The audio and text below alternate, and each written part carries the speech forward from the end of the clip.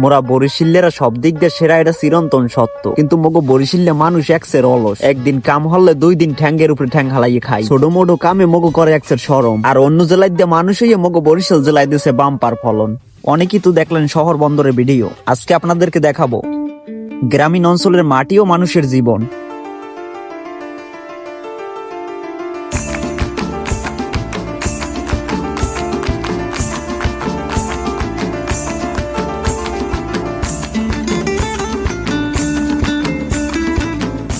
তথ্য অনুযায়ী জানা যায় বাংলাদেশের 80% মানুষ কৃষি নির্ভরশীল।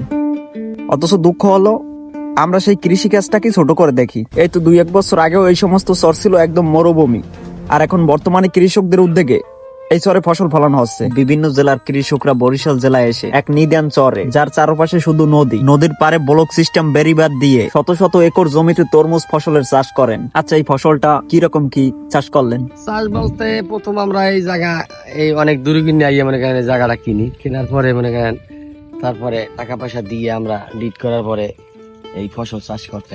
প্রথমত কৃষকরা এই জমির মালিকের কাছ থেকে জমি ক্রয় করে, ওই যেটা গ্রাম বাংলায় আমরা বলি ভাড়া নেয়। তারপর তারা নিজেদের মতো তাদের কাজবাজ শুরু করে। তাই প্রথম সারা করি, এরপরে আবার মনে করেন সারা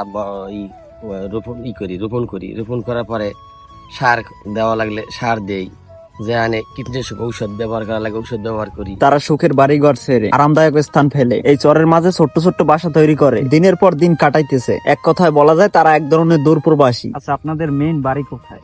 আমার বাড়ি হয়েছে যে গলাচিপা থানা, উলুয়ানিয়া ইউনিয়ন, গ্রামের নাম হয়েছে যে গ্রামর্ধন। সবচেয়ে অবাককৃত বিষয় হলো একদম গ্রাম অঞ্চলের বাড়িঘরের মতো এই চরের ভিতরে মাটির তৈরি চুলা এবং রান্না বান্নার ধরন একদম গ্রামগঞ্জের মায়েদের মতো। বিশেষ করে আমাদের গ্রামের রান্না বান্নার কাজ করে আমাদের মায়েরা। আর আমি এখানে এসে একটা জিনিস দেখা খুবই অবাক হয়ে গেলাম, এখানে যত রকম মহিলাদের কাজ আছে সব করে পুরুষেরা। কি মনুরা দেখছো, পুরুষরা সব পারে। আমিও শখ করে কিছু কাজ বাজ করলাম। সবচেয়ে ইন্টারেস্টিং একটা বিষয় হলো এই চরে যদি কেউ ঘুরতে আসে তাহলে তাদেরকে অতিথি আপ্যায়ন করে। আসলে গ্রামীণ অঞ্চলের মানুষদের দেখে বলাই যায় মাটি ও মানুষের কোনো অহংকার নাই। একবার লক্ষ্য করে দেখুন, একদম ফুটফুটে ছোট্ট শিশুটার মতো করে যত্ন নিতেছে। দেখে মনে হয় মাটি ও ফসলের সাথে একজন কৃষকের খুব নিবিড় সম্পর্ক। দেখতেই পাচ্ছেন ফসলটির কি অপরূপ সৌন্দর্য।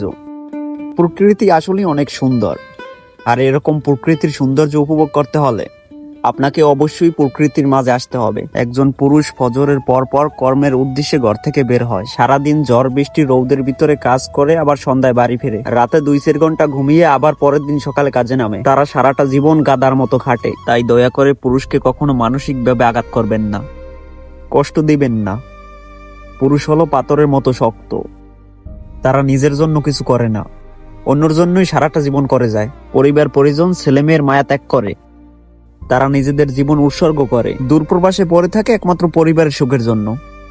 অথচ দিন শেষে সেই পুরুষ তার প্রাপ্য মূল্যটা পায় না। পুরুষের মনের কষ্ট একমাত্র পুরুষ আর আল্লাহ ছাড়া কেউ জানে না। তবে সর্বোপরি কৃষকরা যে ফসল চাষ করতেছেন, এই ফসল বরিশাল জেলা থেকে শুরু করে বাংলাদেশের বিভিন্ন জায়গায় রপ্তানি করা হবে। কৃষকদের মুখ থেকে শোনা যায় এই সকল ফসল বাংলাদেশের যেসব স্থানে যাবে সেগুলো হলো, এই ফল যাইবে ধরেন নওগাঁ নেই, বগুড়া নেই, জয়পুরহাট নেই, ঢাকা যাত্রাবাড়ি নেই, তারপরে ইয়াতে নেই যে কুষ্টিয়া, তারপরে যে জয়সোর, ঝিনাইদহ। বাংলাদেশের অর্থনীতিতে সবচেয়ে বেশি ভূমিকা রাখে বাংলাদেশের কৃষি। একবার যদি কৃষকরা এই কৃষি কাজ বন্ধ করে দেয় তাহলে বাংলাদেশে দুর্ভিক্ষ নেমে আসবে। তাই কৃষি কাজকে ছোট করে না দেখে কৃষকদের সম্মান করতে শিখুন। তাই আইসেন, বাসায় আইসেন, বেড়াইয়েন, কোনো সমস্যা নাই।